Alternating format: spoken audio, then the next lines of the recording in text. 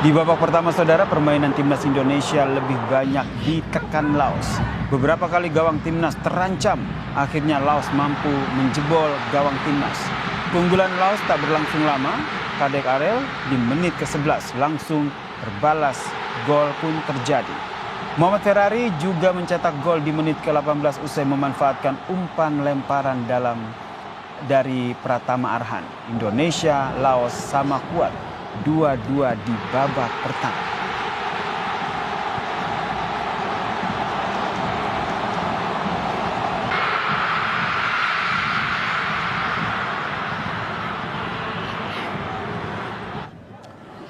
Di babak kedua saudara, Indonesia masih sulit untuk mengembangkan permainan. Sesekali Indonesia menyerang, tapi berhasil digagalkan oleh Laos.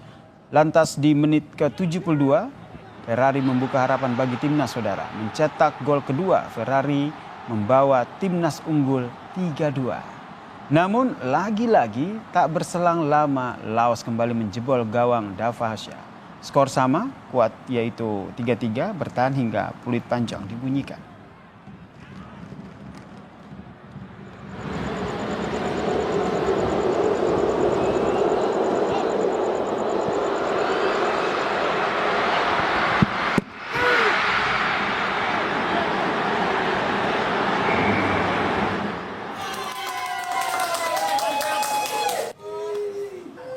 Dan saudara, beginilah ekspresi kegembiraan dari keluarga pemain timnas Arhan Fikri di Serdang Bedagai, Sumatera Utara saudara, saat timnas membobol gawang timnas Laos saudara. Mereka bersama-sama menonton laga timnas versus Laos lewat layar televisi. Meski tidak bisa menonton secara langsung, ayah, ibu dan juga saudara dari Arhan Fikri tetap memberikan dukungannya.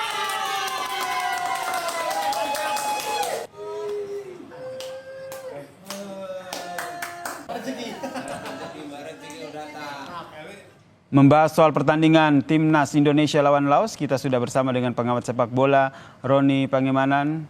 Selamat malam Bung Ropan. Selamat malam, Zir. Wah, ini seru banget sih. Tadi kita sama-sama menyaksikan kan. Wah, ini saling berkejar gol tapi akhirnya harus terima, ditahan imbang oleh Laos 3-3. Apa yang menjadi catatan Anda? Ya, saya pikir yang pertama bahwa kembali STY mengubah formasi pemain dari penampilan kita di Myanmar, terutama babak kedua yang baik sekali ya. Saya pikir materi itu akan dibawa. Ya, termasuk Detan ditampilkan sejak awal, Asnawi ditampilkan sejak awal. Tapi yang ternyata ada perubahan juga. Ya, di belakang berubah, ada penjaga gawang juga dengan adanya Kakang Rudianto yang masuk. Itu kemudian Doni digeser lebih ke depan karena Asnawi tidak bermain. Nah, Ryan Hanan dimainkan lebih awal, ya, bukan mungkin Robbie Darwish yang tampilkan atau Detan yang tampilkan lebih dulu. Jadi ini perubahan-perubahan yang lagi-lagi dibuat oleh STY yang tidak punya ketetapan konsisten untuk pemain-pemain dengan di winning team ini. Tapi itu semua kan hak dari seorang STY. Betul. Namun kalau melihat dari seluruh permainan kita agak memang kurang begitu oke, ya, kurang bagus ya kita bermain. Walaupun kita itu unggul di semua aspek ya Sir ya. Kalau kita melihat 24 tembakan, 9 on target, ada 3 gol di sana dibandingkan dengan Laos hanya 12 tembakan tapi 3 on target, 3-3 membuahkan hasil. Bahwa dalam terakhir juga mereka ball position mereka kurang ya, 34%, kita masih ada 66%. Jadi dari sini semua aspek kita unggul, tapi ini kan bukan jadi jaminan dengan keunggulan ini. Toh hasil akhir kita tidak menang, kita terpeleset di Manahan Solo 3-3. Mestinya kan kita harus menang menghadapi Laos. Kalau dilihat dari segi kualitas Myanmar justru lebih bagus dari Laos. Tapi iya betul. menang di sana, di sini yang saya nggak tahu anak-anak terlalu overconfidence bermain atau bagaimana. Tapi malam ini saya mainnya agak hancur kita bermain malam ini ya. Koordinasi itu hilang sama sekali. Ini sebentar Bung Ropan, berat sekali ya Anda menggunakan diksi agak hancur begitu permainannya. Yang perlu dievaluasi secara keseluruhan nih lini pertahanan yang kalau saya melihatnya ini kan kita sebenarnya sudah mencetak gol cukup baik begitu ya, 3 gol begitu, tapi lagi-lagi kita kebobolan. Ini evaluasi di lini pertahanan ini seperti apa menurut Anda? Ini kan 13 menit pertama kita bobol 2 gol kan dari 4 sekali. Jadi koordinasi di belakang, komunikasi itu tidak jalan dengan baik. Agak longgar kalau kita bisa melihat dengan gol-gol mereka. Terlepas ada 1 gol mereka itu deflection. Tapi apapun itu, ya tidak sampai 15 menit kemudian Laos bisa membuat 2 gol. Artinya belakang memang kurang begitu oke koordinasinya. dibandingkan kita bermain lawan Myanmar, ya. Dan memang setelah itu dibayar dengan tuntas karena ketika terisolasi pemain-pemain depan yang gagal membuahkan gol demi gol ya, dengan peluang yang ada, akhirnya kan itu solusi datang dari pemain belakang. Artinya mereka juga membayar kesalahan mereka. Ada Kadek, ada 2 gol dari Ferrari kan, semua itu dari belakang pemain. Ini 2 back sentralnya ada di belakang yang akhirnya menyelamatkan kita. Ya, tapi ini menjadi catatan khusus bagi STY karena pertandingan berikut kan tidak boleh seperti ini. Betul, Vietnam, karena yang dilawan oleh lawan yang cukup berat ya, Vietnam ya. karena mereka Vietnam mengalahkan Laos itu 4-1 bermain di Laos. Ya kan?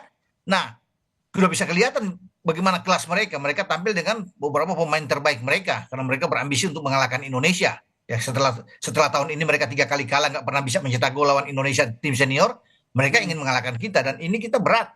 Pergi ke sana tanpa Marcelino yang dapat kartu merah. Iya. Mestinya kan kalau kita bicara dengan Marcelino tidak perlulah Marcelino itu melakukan hal-hal yang tidak tidak pantas untuk dilakukan ya. Karena ini sudah emosi, sudah lepas kontrol. Ya tadi sama-sama kita saksikan apa yang dilakukan oleh Marcelino. Oke lah, ditahan 3-0 oleh Laos.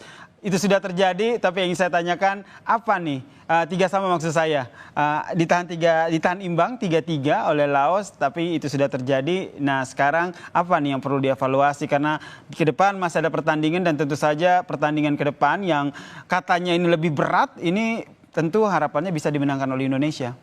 Ya, saya pikir kan tim kepelatihan itu mencatat hal-hal yang mana yang kita agak lemah ya dalam pertandingan itu, terutama melawan Laos ini. Koordinasi di belakang itu harus lebih kuat. Tidak boleh ada perubahan-perubahan karena ini kan ada pergantian di sini.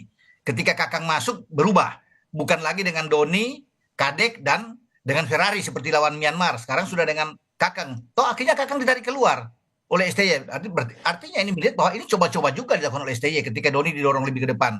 Artinya harus mengembalikan ini, catatan saya di saat akan ke Vietnam, kembalikanlah dengan formasi awal yang bagus yang menurut saya. Gelandang formasi awal ketika melawan Laos. Lawan Myanmar. Oh sorry, ketika melawan Myanmar. Ini 3 back di belakang itu Doni aja, Doni, Kadek dan Ferrari. Oh berarti yang ketika melawan Myanmar di babak kedua ya, ketika Doni masuk ya? Ya Doni kan dari awal bermain di Myanmar. Jadi 3 ini tidak tergantikan bermain di Myanmar. Bagus semua. Makanya Doni jadi man of the match saat itu. Nah sekarang itu berubah melawan itu. Kakang yang masuk, Doni didorong lebih ke kiri karena Asnawi cadangan masuk di babak kedua. Mestinya kan Asnawi masuk dari awal aja, ya kan? Doni yang tetap di belakang, jangan ada perubahan. Itu yang saya bilang. Akhirnya STY melihat Kakang tidak berfungsi dengan baik. Akhirnya Kakang ditarik keluar juga. Mendingan kan dari awal pasang Doni aja, ya kan? Untuk apa pemain dipasang kemudian ditarik keluar karena tidak maksimal. Dengan adanya 2 gol itu kan, yang begitu cepat dari Laos. Artinya melawan Vietnam itu catatan saya mengembalikan Doni lagi ke belakang dan tidak bermain-main lagi untuk bereksperimen. Taruh aja pemain-pemain yang memang top, apalagi Marcelino tidak ada. Ini kerugian besar buat kita. Dengan kita berharap bahwa sebenarnya harus ada Marcelino di tanah.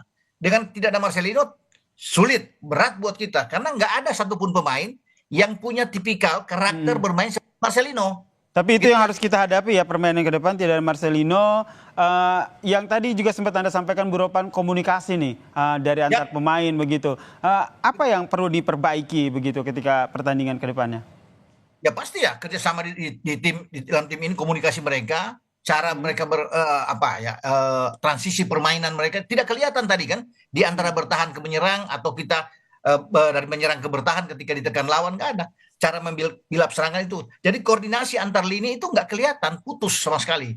Jadi makanya saya bilang bermain kayak dalam tanda kutip agak hancur permainan melawan Laos ya. Masih lebih melawan Myanmar kita bermain tandang tapi kita bisa kontrol dengan baik, terutama di babak kedua melawan Myanmar. Kalau melawan tadi itu berat. Untung kita masih bisa imbang. Kalau sampai kita kalah berbahaya.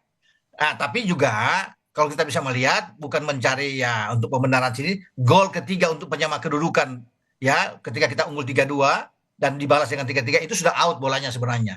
Ada VAR tetapi tidak ditinjau lagi. Buat apa kalau ada VAR tidak ada replay, wasit tidak mengindahkan ini? Itu sudah. Itu menjadi catatan ya dalam pertandingan tadi. Ini kan kalau kita lihat kan jedanya singkat, jadwal padat. Apakah akan berpengaruh dengan performa timnas? Oh ya, karena ini anak-anak pasti akan kelelahan. Bertanding tidak mudah tadi bermain melawan. Karena kita mengejar ketinggalan. Ya, dari 1-0, 1-1, ketinggalan 2-1, 2-2. Kita sempat leading samakan. Jadi itu menguras tenaga bagi anak-anak karena dengan permainan yang tidak begitu mengesankan di sini. Ini menjadi catatan bagi STY. Kita akan pergi nanti besok mungkin akan langsung terbang menuju ke Vietnam dan ini laga yang sangat sulit buat saya ya karena untuk menghadapi Vietnam sehingga STY harus ada apa ya semacam strategi baru lagi untuk dia tampilkan ya dengan pola yang dia inginkan. Apakah dia bisa merubah dengan 3-4-3 mungkin terjadi 4-4-2 atau bermain dengan 5-4-1 meninggalkan satu striker, tidak lagi dengan dua striker. Kalau lawan Laos tadi kan langsung Hoki Caraka dan Rafael. Dia satu aja melawan Vietnam, Rafael Struijk aja di depan, 4 gelandang dia taruh dan 5 di belakang itu melawan Vietnam karena kita tidak punya Marcelino. Kita harus kasih kuat. Robbie Darwish main dari awal, Arkan Fikri nggak punya pemain-pemain lain lagi. Jadi kemungkinan formasi akan 5-4-1 begitu ya permainan Kalau depan. kita bermain tandang dan menghadapi Vietnam. Oke. Lain halnya kita menghadapi di luar Vietnam kan. Karena ini kita harus kuat di dalam belakang dan tengah sehingga bisa mempersulit setiap pergerakan, mempersempit pergerakan pemain-pemain Vietnam. Mereka kuat-kuat. Nguyen Quang Hai, Nguyen Tien Lin itu pemain-pemain bagus ya. Jadi ini bekerja keras bagi STY untuk bisa meracik sebuah strategi. Begitu. Bekerja keras untuk pertandingan selanjutnya, tentu saja harapan kita bersama kemenangan tetap ya untuk timnas Indonesia di pertandingan selanjutnya. Terima kasih pengamat sepak bola Bung Roni Pangemanan telah memberikan perspektifnya terkait dengan pertandingan tadi dan harapan untuk pertandingan ke depan untuk timnas Indonesia.